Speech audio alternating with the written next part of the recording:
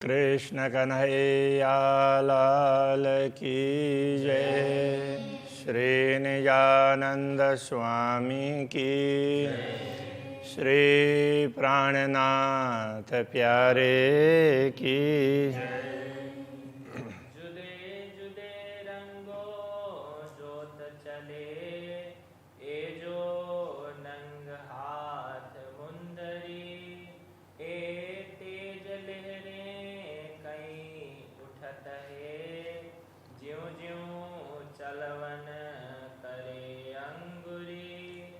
ज्यों ज्यों चलवन करे अंगुरी। श्री राज्य के अब अंगों की बात हो रही है। उनके हस्तकमल का वर्णन चल रहा था। जैसे जैसे अपने अंगुलियों को चलाते हैं तो वैसे वैसे वो प्रकाश की किरणें, लहरें तो बाहर आसमान में लहराती हुई दिखाई देती है। अब वो किस तरह से समझ लें, जैसे कुछ लाइट होती है ना जो बिल्कुल फोकस करने वाली, ऐसे अलग अलग ऐसे किसी रिंग में ऐसे में कर दें तो 3-4 दिशाओं में, तो उसको ऐसे घुमाएंगे तो अंधेरे के समय पर आकाश में वो ऐसे फोकस नहीं जाएगा, तो पूरा वो नख का नूर चीर चढ़ियो आसमान में, ज्यों हक चलवन करे सव अंगुरी। तो उस प्रकार से क्यों कहूँ ज्योत नखन की, नख की ज्योति की बात क्या करें। ये सबसे आती जोर है वो तो अंगुली में, दूसरे भाग से हाथ में सबसे ज़्यादा ज्योति नख से आती है। जानो तेज सागर अवकाश में, सबको निकसे फोरा। मानो आकाश में वो तेज का सागर, तो उसमें से जो प्रकाश निकल रहा है ज्योति, तो उसका सागर लहरा रहा हो ऐसा लगता है। सबको निकसे फोरा, वो दूसरे प्रकाश को पूरे आकाश को चीर करके आगे निकल रहा हो, तो नख का नूर चीर चढ़ियो आसमान में, तो वही बात बता रहे हैं। रंग देखूं के सलू की, अब ये हस्तकमल के रंग को देखें या उनकी सुंदरता को। छवि देखूं के नरम उज्ज्वला, तो उनकी उज्ज्वल छवि को देख लें और उनकी कोमलता को देख लें। जो होए कछुए इश्क, तो इतथे न निकसे दिल। तो यदि अनुरागिनी आत्मा में प्रेम हो तो एक अंग को देखती है तो वहाँ उसको देख करके उसकी कोमलता को देखने लग जाएगी, तो उसके साथ में बातचीत करने लग जाएगी। इसमें सुंदरता कितनी है, तो उसके साथ बातचीत होती है, तो फिर तो वहाँ से इधर उधर हट ही नहीं पाती है। तो ये समझाना चाह रहे हैं। कैसी नरम अंगुलियाँ पतली, देख सलू की तेज। अंगुलियाँ कैसे नरम नरम और बड़ी पतली हैं, देख सलू की तेज, उनका तेज भी और उनकी सुंदरता। आसमान रोशनी पहुँचाए के, मानो सूरज में भरी रेजा रेज। तो ऐसा लगता है कि उनमें से निकलने वाला प्रकाश है ना पूरे आसमान तक पहुँचता है, और वहाँ से वो सूर्य के प्रकाश की भांति नीचे आता है और कण कण को प्रकाशित करता है, कण कण में टकराता है, क्योंकि कणों से भी तो प्रकाश निकलता है ना, तो ऐसा दिखाई देता है। जो ज्योत समूह स्वरूप की, सो नयनों में न समाए। तो ऐसे ज्योति पूरे समूह की स्वरूप के समूह का तात्पर्य यहाँ पर श्री श्यामा जी का वर्णन चल रहा है ना, तो उनके अंग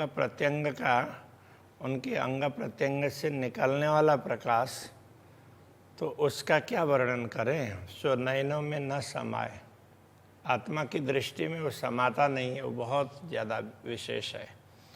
जो रूह नयनों में न समावई, जो आत्मा की दृष्टि में भी नहीं समाता हो, सो जुआ कहियो क्यों जाए, उसको जुआ के द्वारा व्यक्त कैसे कर सकते।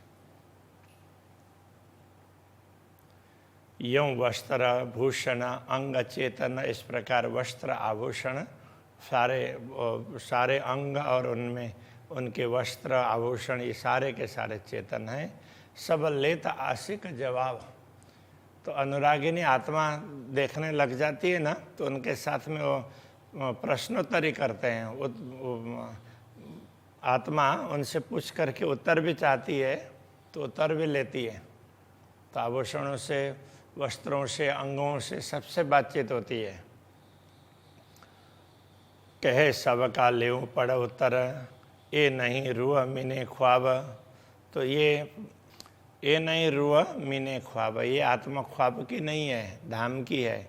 इसलिए सारे अंगों के साथ में प्रश्नोत्तरी हो सकती है। उनके साथ में वो कुछ उनको पूछ सकते हैं, बोल सकते हैं और उनसे उत्तर भी ले सकते हैं। ऐसी स्थिति है ये परम धाम की।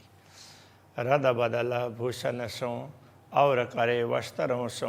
रद बदल का तात्पर्य बातचीत, छलफल करना हो, ऐसे कन्वर्सेशन, उसके लिए ये रद बदल, ऐसे ये बातचीत है। आभूषणों से, वस्त्रों से बातचीत होती है। और अंग लग जाए ना सके, फारग न होए इनमो। इसलिए दृष्टि जब देखते हैं ना आत्मा, तो उसी में लग जाती है, क्योंकि उनसे बातचीत में लग जाती है तो दूसरा सब कुछ भूल जाती है। तो वहाँ से दूसरे अंग के तरफ में दृष्टि जाती नहीं है। और अंग लग जाए ना सके, दूसरे अंग के तरफ में वो दृष्टि जा ही नहीं पाती है, आत्मा जा ही नहीं पाती है उधर। फारग न हो इन्हीं से फारिग नहीं हो जाएगी। फारिग का तात्पर्य इन्हीं से उनको फुर्सत नहीं होगी, इसी में लगी रहती है। ए वस्त्र भूषण हक के सो सारे ही चेतन। तो ऐसा कैसे हो सकता है? तो कहते हैं ये वस्त्र आभूषण सभी चेतन है उनके साथ में, इसलिए बात हो सकती है। सब जवाब लिया चाहे, तो आत्मा सबके साथ में बातचीत करके ना उनसे पूछ करके उनसे उत्तर लेना चाहती है। आशिक यही लक्षण, आशिक आत्मा के, अनुरागिणी आत्माओं के लक्षण ही यही है। उनको वो सभी में चेतनता दिखाई देती है और वो सबके साथ में बातचीत करना चाहती है। आशिक रूह जित अटकी अंग भूषण या वस्त्र। अनुरागिणी आत्मा जहाँ अटकती है तो किसी अंग में, उनके भूषण आभूषण में अथवा तो वस्त्र में, या सो लगी गुफ्तगोए में, उसी के साथ में तो बातचीत करने लग जाती है। सो छूटे नहीं क्यों ये कर, तो वो आत्मा वहाँ से छूट नहीं पाती है, तो उसी के साथ बातचीत करने लग जाती है, कुछ न कुछ चर्चा विचारणा करने लग जाती है। तो फिर वहाँ से दृष्टि दूसरी तरफ नहीं हट सकती, इसलिए वो राज्य हटाते हैं तभी हटती है। इश्क बसत सब अंग में सब विध देता है सुख। तो इस प्रकार सब अंगों में प्रेम भरा रहता है और वो सारे अंग सुखी देते हैं, क्योंकि प्रेम में ही सुख है। तो प्रेम में सुख ही सुख है, ये भी ध्यान रखना चाहिए। प्रेम में ही सुख है और प्रेम में सुख ही सुख है, दुख है ही नहीं। कई सुख हर एक अंग में, सो कई न जाए या मुख। तो इसलिए एक एक अंग में कई सुख मिलते हैं उसके साथ बातचीत करने से, उससे को देखने से। तो इसको शब्दों के द्वारा व्यक्त नहीं किया जा सकता है। प्रेम लिए शोभा गुण सब सुख देत पूर्ण। ये सारे अंग राज्य के हों या श्यामा जी के हों, उनमें प्रेम भरा रहता है और प्रेम में सारे गुण आ जाते हैं। प्रेम लिए शोभा गुण, गुण सारे गुणों की शोभा वो प्रेम लेता है। सब सुख देता पूर्ण, इसलिए वो सबको सुख ही सुख देता है। तो प्रेम होने से सारे अंग तो पूरे पूरे सुख दे देते हैं, क्योंकि उनमें प्रेम है। या वस्त्र या आभूषण सुख जाहिर या वातन, वस्त्र हो या आभूषण हो, प्रेम होने से पूरे पूरे सुख सार उन्हीं से मिल जाते हैं, वो जाहिर के हों या अंदर के हों। तो बाहर के या अंदर के कोई भी सुख हो, बाह्य सुख या अंदर सुख, दर्शन का सुख बाह्य। और बातचीत करते हैं और उससे जो सुख प्राप्त होता है वो अंदर होता है। दर्शन से भी पहले बाह्य दिखाई देगा, फिर तो अंदर तक वो चुभ जाती है। इसलिए बाहर भी और अंदर भी दोनों तरफ ये सुख प्राप्त होता है, तो रोम रोम में सुख मिलता है। सुख इस कहा का जात के तीन से अंग सुख जाए। हक जात के, हक जात का तात्पर्य श्री राज्य के अंग। अब श्यामा जी श्री राज्य के अंग हैं और उनके अंग ब्रह्मात्माएं भी अंग हैं, और श्यामा जी के स्वरूप के ये सारे अंग हैं। वो ऐसे देखा जाए तो पूर्ण ब्रह्म परमात्मा के हुए ना। तो इनमें प्रेम ही सुख है, प्रेम से ही सब सुख आता है। तीन से अंग सुखदाय, उनसे सारे अंग, प्रेम भरा हुआ होने से न सारे अंग सुख देने वाले होते हैं। बाहर सुख सब अंग में, तो जैसे सारे अंगों के दर्शन से बाह्य सुख प्राप्त होता है।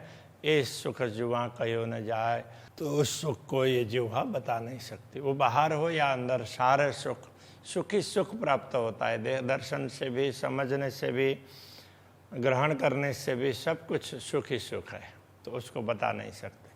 अंग वस्त्र या भूषण सब सुख दिया चाहे, इसलिए श्री राज्य श्यामा जी के वस्त्र या आभूषणों ब्रह्मा आत्माओं को सुख ही देना चाहते हैं, क्योंकि उन सब में प्रेम है। कई सुख जाहिर कई बात न, कई सुख तो ऐसे बाहर दिखते हैं और कई नहीं दिखते हैं, वो अनुभव करना पड़ता है। सब मिल प्रेम पिलाए, सारे मिल करके पिलाते हैं तो प्रेम ही पिलाते हैं, उसी से सुख मिलता है। सब प्रेम पिलाते हैं, प्रेम को पिरोसते हैं।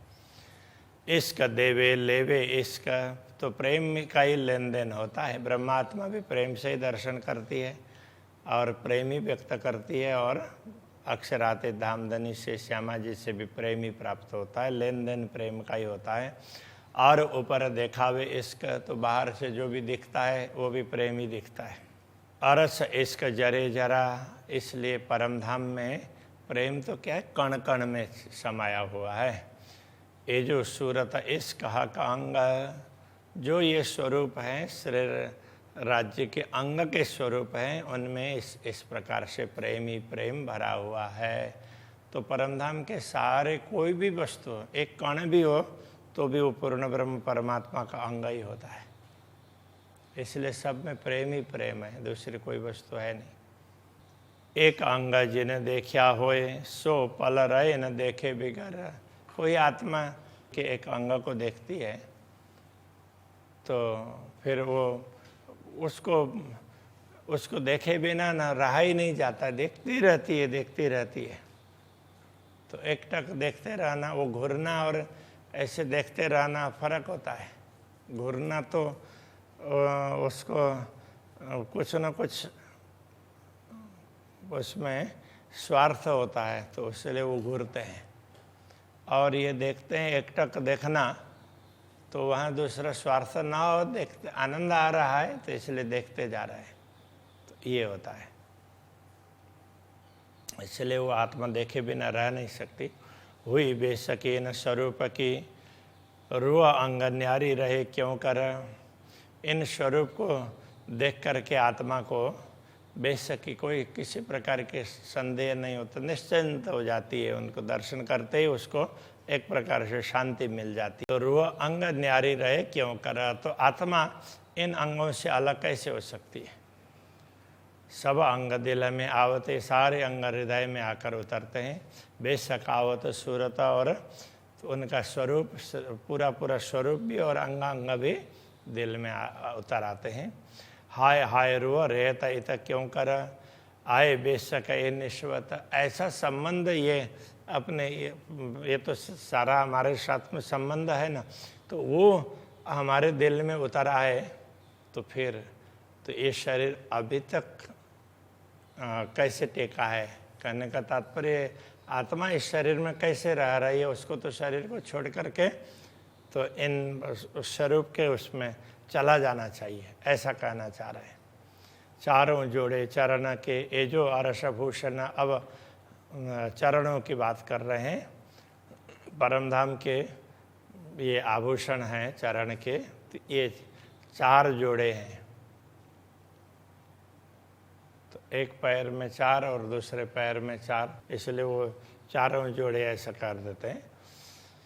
ये लिए हृदय मैंने इन सब को हृदय में लेकर के आवत स्वरूप पूर्ण, उन सब को हृदय में लेते हैं तो पूरा पूरा स्वरूप आता है। ये चरणों को जब हृदय में धारण करते हैं तो हमारे पास में चरण आ गए तो सब कुछ आ गया ना, इसलिए वो चरण की बात करते हैं। सतगुरु चरण को क्षेत्र है, ये भी इसीलिए कहा कि चरण आ गए तो सब आ गया। तो सतगुरु के चरण को हमने अपना लिया तो सतगुरु को हमने अपना लिया। ऐसे पूर्ण ब्रह्म परमात्मा के चरण, ऐसे ही पूर्ण ब्रह्म परमात्मा के चरण श्री श्यामा जी के चरण हमारे हृदय में आ गए तो उनका पूरा पूरा स्वरूप आ गया। तो चरण का ये महत्व है। ए शोभावत इन चरण को ए भूषण सब चेतन, तो ये ऐसे दिव्य चरण को सुशोभित करने वाले ये आभूषण है, ये भी चेतन है। अनेक गुण या के जाहिर, उनके अनेक गुण हैं, वो प्रत्यक्ष रूप में दिखते हैं, और अलेखे बातन, और अनेक गुण हैं वो दिखते नहीं हैं, अनुभव करना पड़ता है। नंग नरम जो तातंत, तो उनमें जो जितने भी रत्न हैं वो सारे बड़े कोमल हैं और तेज वाले हैं, और अतंत खुशबू उसमें से सुगंधि निकलती है। ए भूषण चरणों शोभित वाणी चित चाई बोलत सोए, ये आभूषण चरणों में सुशोभित हैं, और जैसे मीठी वाणी हम चाहते हैं ना, इस प्रकार के मधुर वाणी बोलते हैं। गौर चरण अति शोभित, तो ये चरण बड़े गौर हैं और बड़े सुंदर हैं। और श्रृंगार आभूषण शोभित, इन विभिन्न प्रकार के आभूषण वगैरह, श्रृंगार वगैरह ये सब सुशोभित है। ये अंग संग न्यारे न कब हों, ऐसे चरणों से हम कभी उनके संग से हम दूर नहीं हो सकते हैं। अति बारीक समझन इत, तो ये समझन है, ये बड़ी सूक्ष्म समझ है। ये समझ लें कि हम इन चरणों से कभी दूर नहीं हो सकते, तो ये बड़ी सूक्ष्म समझ है, क्योंकि इन चरणों को हमने हृदय में बैठा लिया तो पूरा स्वरूप हृदय में बैठ जाता है। तो ये इनकी इस प्रकार की सूक्ष्मता है। एठ और आशिक न की, आशिक की जो अरस की जो अरवाह, आशिक अनुरागिणी आत्मा के लिए तो ठिकाना ही उसका यही है। तो परमधाम की जो आत्मा होगी अनुरागिणी, उसके लिए तो ठिकाना ही यही चरण है। सो चरण तली छोड़े नहीं, इसलिए परमधाम की आत्मा चरण तल को छोड़ती नहीं है। पड़ी रहे तले पाँव, तो पाँव के नीचे ही पड़ी रहती है, इसलिए इन पाँव तले पड़ी रहूं, इसलिए कहा। अरस रूहें आशिक इनकी, परमधाम की आत्मा इन्हीं चरणों की आशिक है।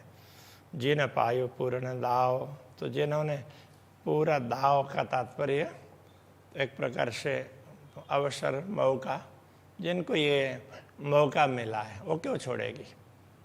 ठौरना और रूहन को, आत्मा के लिए दूसरा कोई ठिकाना ही नहीं है ब्रह्मात्माओं के लिए, यही चरण है।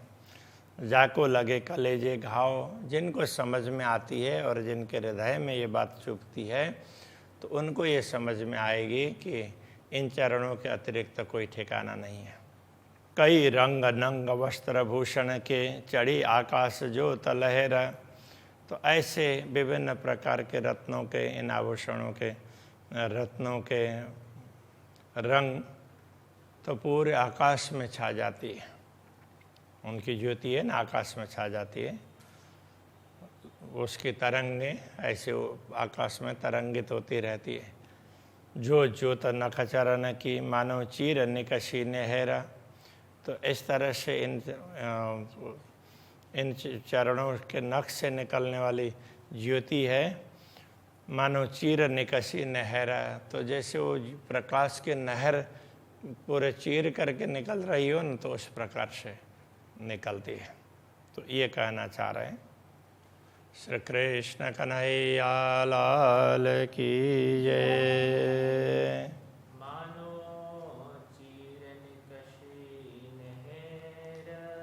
मानो चीरन कसी नहर रंग नंग वस्त्र भूषण के कई रंग नंग वस्त्र भूषण के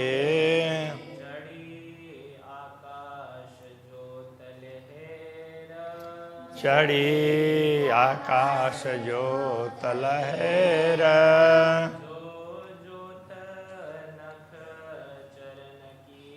जो जोत नख चरण की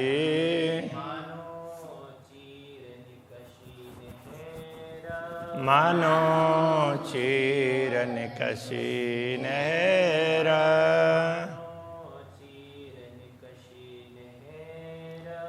मानो चीर निकसी नहर